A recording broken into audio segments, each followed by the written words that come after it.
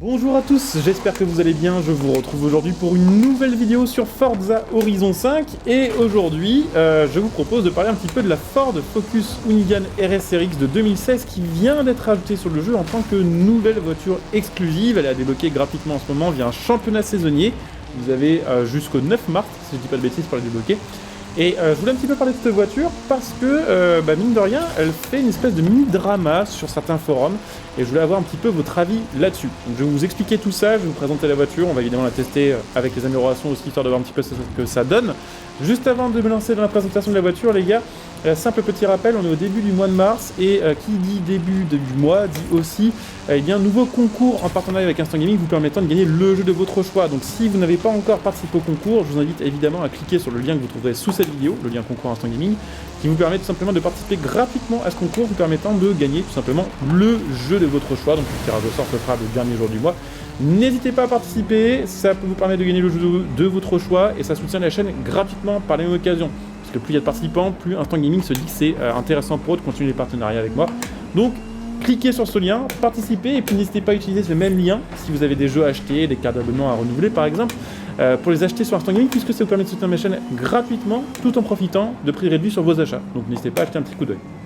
Bref, Ford Focus RS Hoonigan RX, je vous le disais qu'il fait un mini-drama sur certains forums Reddit par exemple, ou même dans les commentaires j'ai vu, notamment du côté de la communauté, je dirais anglophone, des ricains en particulier, j'ai vu qu'il y avait des gens qui se plaignaient un petit peu de cet ajout, en tout cas sur la manière dont c'est ajouté sur le jeu, parce que je pense que tout le monde globalement est d'accord pour dire que cette voiture à conduire c'est une pépite, elle est vraiment très performante, elle a un bon maniement, enfin elle a vraiment tout ce qu'il faut et pour le rallye ça marche genre du feu de Dieu, mais certains considèrent que cette voiture est un genre d'arnaque, une sorte de fraude, parce que sur le jeu de base, il y a déjà le même modèle avec simplement une livrée un chouïa différente.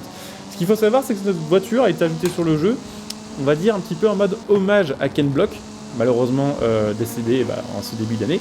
Il y avait un partenariat entre Forza et Ken Block et Hoonigan depuis plusieurs années maintenant, ça remonte je crois à Forza Horizon 3. Et voilà, ils ont voulu lui faire une petite mise à jour, honneur, hommage voilà, à Ken Block. Et certains trouvent bizarre et trouvent peut-être même un peu abusé que cette voiture soit rajoutée en tant que nouveauté exclusive alors qu'on l'avait déjà sur Horizon 4 et que sur Horizon 5 on a genre la même avec juste une livrée un petit peu différente. Donc je voudrais votre avis là-dessus, sachant que les joueurs sont en mode, enfin les joueurs, ce que j'ai vu on va dire sur certains forums c'était en mode un peu est-ce qu'ils n'auraient pas mieux fait de l'envoyer en mode cadeau à tout le monde comme ils font d'habitude quand il y a ce genre d'événement, on va dire des trucs à célébrer ou des hommages à faire, voilà ce genre de trucs. D'habitude, ils offrent directement la voiture via les messages privés pour tout le monde et il n'y a pas besoin de jouer ni de farmer telle ou telle épreuve pour l'avoir. Celle-ci, effectivement, il faut faire un championnat saisonnier. Moi, personnellement, je vous avoue que ça change pas grand-chose. Le championnat saisonnier, il se fait en 10 minutes et ça permet de débloquer une voiture qui est quand même très cool à conduire. Mais je peux comprendre ce que certains disent, voilà, qui considèrent que cet ajout en mode nouveauté exclusive est un peu abusé et un peu trompeur. Dites-moi un petit peu voilà, ce que vous en pensez. En tout cas, sachez que ça se débloque assez rapidement et que cette voiture est un missile. Ce qu'il faut savoir aussi d'ailleurs, c'est vrai, petite précision, je n'ai pas parlé, c'est qu'à l'époque d'Horizon 4, on avait déjà la RS-RX normale et cette version-là. Sur Horizon 4 d'ailleurs, pour la petite histoire, c'était exactement les mêmes modèles, hein, genre les mêmes statistiques, les mêmes accélérations, les mêmes VMAX, même indice performance. Sur Horizon 5, il y a un chouïa de différence, puisque celle-ci, donc la nouvelle qui a débloqué en ce moment, est en 863 d'indice performance, alors que l'autre est en 864, donc ça fait une toute petite micro-différence d'indice performance, ce qui semble dire qu'il y a quand même des petites choses qui sont pas pareilles sur cette voiture, alors que pourtant bon, c'est les mêmes, hein, 600 chevaux, 1100 kg. Il y a juste la tenue de route qui est un peu meilleure sur la nouvelle, mais on perd côté tout-terrain, donc c'est un peu bizarre. Et également, via le menu de réglage de la voiture, je me suis rendu compte que celle-ci sur Horizon 5 avait des stats d'accélération un chouïa meilleur que l'autre, mais un tout petit peu moins de VMAX. Donc au final, c'est plus tout à fait pile poil les mêmes modèles comme sur Horizon 4. Donc on verra avec les améliorations s'il y a des améliorations bonus ou on va dire des choses un peu particulières à faire sur cette voiture-là. On va dire là aussi un peu... Des fois ça leur arrive sur Forza Horizon, il y a tel ou tel modèle qui a un boost en plus, un peu en mode édition Forza parce qu'il y a un partenariat à célébrer ou autre. On verra. En tout cas, c'est vrai que full stock la voiture elle arrache parce que 600 chevaux en 4 roues motrices pour 1100 kg. Ça dépote, voilà, c'est 0 à 100 en 1 seconde 8, 230 km/h en VMAX. Et puis voilà, c'est une voiture qui est faite pour du rallye. Alors ce qui est assez bizarre, c'est qu'elle souvient un tout petit peu, c'est vrai quand même, par rapport à l'autre, qui est peut-être un chouïa plus survireuse. Mais bon, dans tous les cas, ces voitures, on va dire, un peu typées GRC sans vraiment l'être, c'est des missiles, et en mode Hoonigan, forcément, c'est encore plus des missiles. Donc voilà, petite pointe à 229 km/h, très bonne accélération, très bon freinage aussi, hein, si je pile, vous voyez, hop, ça freine quand même super fort. Et puis ouais, des bonnes reprises, et puis un style assez sympathique. Après, on peut ne pas aimer évidemment les voitures Hoonigan, je peux comprendre. Mais là, comme ça à première vue, à conduire, en tout cas, c'est toujours un plaisir.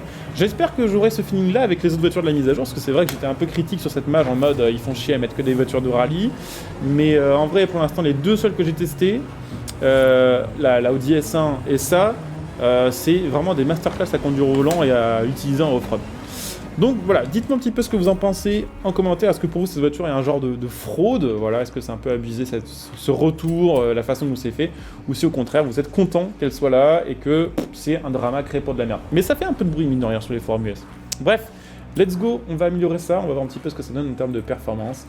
Et en termes d'amélioration, voilà, c'est des trucs un petit peu uniques. Et puis je vais améliorer évidemment l'autre aussi. Peut-être le faire d'abord, comme ça on pourra comparer les stats des deux voitures. Améliorée. D'ailleurs, ne vous gourrez pas, hein. Ça c'est l'ancienne, elle est en fantastique. La nouvelle, c'est celle qui est en légendaire. Alors pour la petite info, ces voitures ont très peu d'amélioration sur le jeu. Elles vont avoir un sub disponible qui va être le Turbo Rally. Ça, j'ai vérifié, c'est pareil sur l'autre modèle. La possibilité d'être mise en propulsion également. Et le reste, c'est des toutes petites améliorations. Alors le Turbo Rally peut être intéressant sur ce genre de voiture parce que c'est le même type de moteur, ça fait à peu près le même son. Et le Turbo Rally sort 67 chevaux de plus. Après, c'est à vous de voir évidemment ce que vous avez envie d'en faire. Donc là, on va la maxer. On va voir si on arrive à dépasser l'indice performance que j'ai réussi à obtenir avec l'autre Hoonigan RS RX que j'ai actuellement mise en S1 870. Hein, j'ai pas réussi à dépasser ça. Là, j'ai l'impression qu'on fera pas mieux. Ah, ouais, on peut la mettre en 871 avec des jantes un peu plus grandes à l'avant. Ok, bizarre, mais pourquoi pas. Donc ça a l'air d'être les mêmes, hein, clairement en termes de stats. Voyons voir si je fais installer le réglage. Quelque chose aussi de très bizarre au niveau des améliorations entre ces deux voitures, c'est que maintenant qu'elles sont full améliorées, elles sont pile poil à égalité toujours en termes de chiffres. Par contre, avantage à l'ancienne RSRX qui a 7.6 en statistiques de tout terrain, alors qu'elles ont l'égalité de performance, ça devrait être vraiment pile poil la même chose. Et ce qui est assez chelou, c'est que celle-ci a de meilleures stats en tout terrain, alors qu'elle est de base considérée comme n'étant pas en pneu tout terrain, alors que celle-ci est considérée comme ayant des pneus tout terrain. Donc c'est assez bizarre. Par contre, c'est vrai qu'au niveau du reste des améliorations, même au niveau de l'accélération, de la VMAX et tout, c'est devenu vraiment pile poil les mêmes. Donc chelou, voilà. Après, ce que je vous propose du coup pour la suite de cette vidéo, c'est de tester cette Hoonigan, mais avec on va le swap directement parce que sinon on va avoir genre juste le même feeling que la voiture de base et ce sera pas très intéressant de faire un test amélioration si on teste au final deux fois presque la même voiture.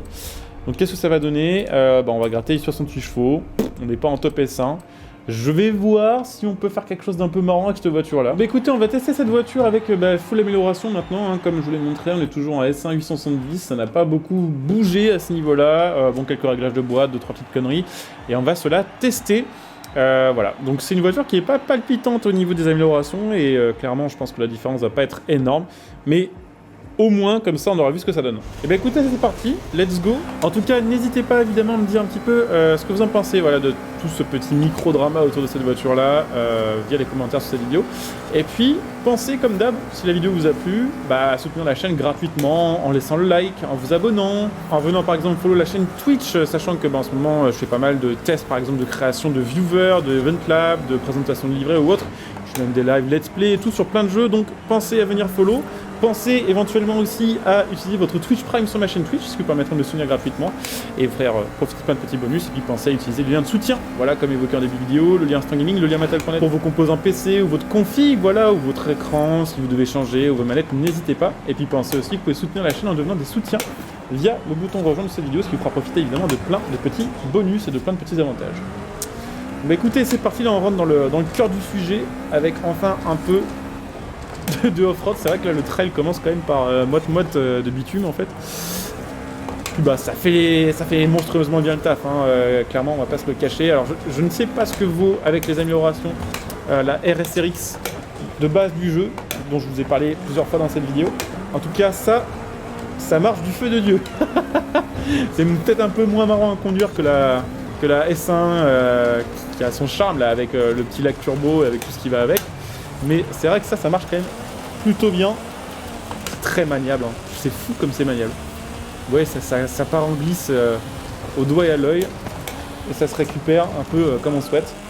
J'ai fait un petit tout droit en freinant, mais je veux dire, ça c'est ma faute. La voiture, elle est parfaite, franchement. C'est vrai que le rallye, certains comprennent pas le délire du rallye et trouvent qu'il y en a trop sur Horizon déjà de base. Mais je pense en vrai le rallye, pour en profiter vraiment sur un jeu comme ça, faut tout simplement jouer au volant en fait. Même si c'est plus dur que la course sur bitume, il n'y a pas photo, pour maîtriser les voitures et tout ça, c'est tellement plus fun au volant. Et je pense que c'est peut-être ça au final, ce qui manque. En fait, Forza Horizon 5 devrait être livré avec un volant en fait. Parce que c'est vraiment un autre jeu, clairement, il n'y a pas de... C'est vraiment le jour et la nuit, on profite vraiment différemment de ce genre de jeu au volant, même si c'est des jeux qui sont faits quand même de base pour être joué à la manette. Le feeling volant, ils l'ont tellement bien rework sur Horizon 5 que vraiment ça mérite de jouer au volant. D'ailleurs, en parlant de volant, bon ça je tease pas grand chose, je l'ai déjà dit dans d'autres vidéos, mais sachez que là dans quelques temps je vais faire gagner un autre volant. C'est vrai que le mois dernier j'ai eu un concours que j'ai organisé qui vous a fait gagner un Thrustmaster TMX. Là je vais avoir un autre volant, voire peut-être même deux à vous faire gagner. Donc si on a qui ont envie de tenter leur chance, pensez bien à rester actif sur la chaîne parce que je vais en parler. Je ne sais pas quand ce sera précisément, mais ce sera dans la semaine prochaine à coup sûr. Donc écoutez les gars, on va s'arrêter là, on va peut-être se faire encore un petit peu de route sur terre parce que la voiture c'est vraiment un régal en fait. Hop, ah dommage, c'est pas de la terre ici, mais on va se trouver des petits chemins. Après même sur le bitume ça se fait bien, même si la voiture, bon, elle a pas énormément d'épuis, pas énormément de VMAX par rapport à d'autres modèles, qui sont on va dire vraiment plus pensés pour la route. Mais alors dès qu'on part un peu en off-road, ça c'est un plaisir. Je sais pas si celle-ci ils l'ont mis sur l'Eliminator. J'espère que oui, parce que honnêtement... ouf, putain on a eu de la chance. On est passé au poil de cul là.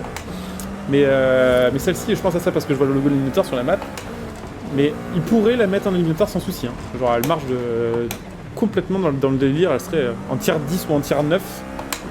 Ça marcherait très bien. Donc ouais, et ben écoutez les gars, on va s'arrêter là, on se fait une petite dernière route en mode rallye.